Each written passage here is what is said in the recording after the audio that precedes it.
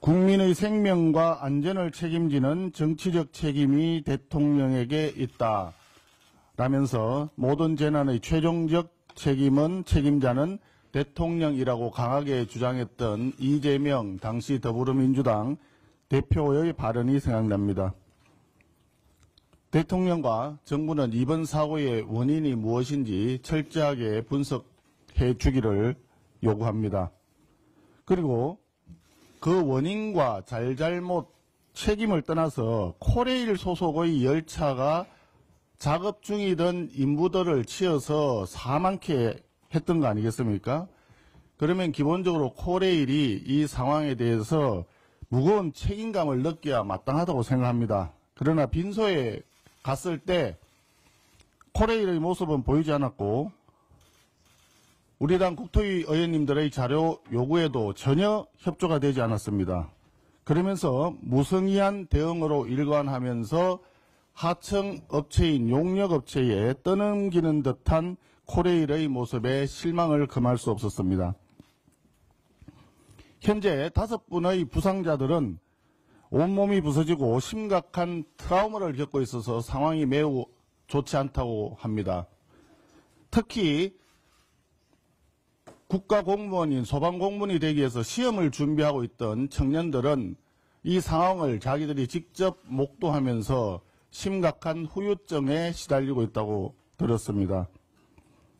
사망자 유족을 위한 지원, 부상자들과 유족들의 정신적 트라우마 치료까지 코레일과 정부는 책임 있는 자세로 나서주기를 강력히 촉구합니다.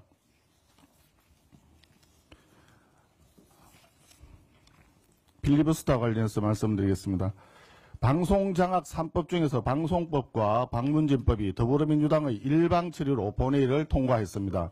그리고 지금 이 시각 국회 본회의장에서 방송장악 3법 중에서도 최악의 법이라 할 수 있는 EBS법에 대한 필리버스터가 진행 중에 있습니다. 방송장악법은 공영방송의 이사진, 사장, 보도책임자 등등 모든 인사에 언론 노조의 개입을 확대하는 법입니다. 공영, 민영 할 것 없이 모든 방송사의 방송 편성에 언론 노조가 절대적인 영향력을 행사할 수밖에 없는 언론장악법입니다. 이 법이 정치 권력으로부터 공영방송 독립을 추구한다는 것은 허울 좋은 명분뿐일 뿐 새빨간 거짓말입니다. 결과적으로 이 법은 노조 권력으로의 공영방송 예속을 위한 법일 뿐입니다.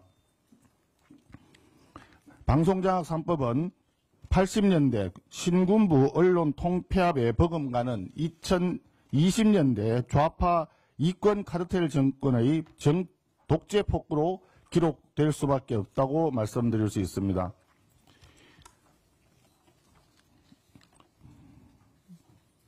오늘 국민의힘 전당대회를 마치면 내일 다시 본회의가 열리고 노조법과 상법 등 반경제 악법이 상정될 예정입니다. 이 법은 기업을 해외로 내쫓고 투자와 성장의 발목을 꺾어버릴 한마디로 경제 내란법이라 할 것입니다. 이런 법을 일방적으로 강행 처리하려고 하는 더불어민주당은 경제 내란 세력이라 해야 되지 않겠습니까? 이재명 대통령은 이번 미국 방문길에 주요 대기업 총수들과 경제단체장들을 경제사절단으로 동행한다고 합니다. 최소한의 양심도 없다고 봅니다. 대통령이 자기가 필요할 때는 어김없이 재계 총수들을 동원시키면서 정작 재계의 간절한 요구에는 쇠기의 경일기식으로 귀틀막을 하고 있습니다. 참으로 나쁜 정치입니다. 기업을 마치 단순히 권력의 신여점으로 착각하는 거 아닌가요?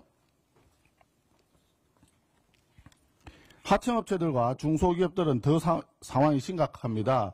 이러한 상황을 피할 수도 없고 이 나라를 탈출할 수도 없습니다. 이재명 정권의 반경제악법을 강행 추진하면 제일 먼저 죽어나가는 것은 중소기업과 서민일 것입니다.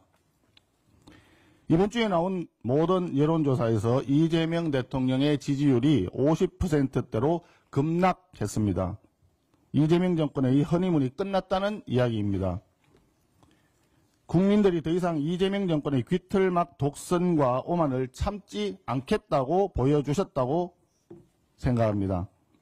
다시 한번 촉구합니다. 지금이라도 경제내란법 수정안 논의에 나서줄 것을 이재명 정부와 더불어민주당에게 강력히 촉구합니다.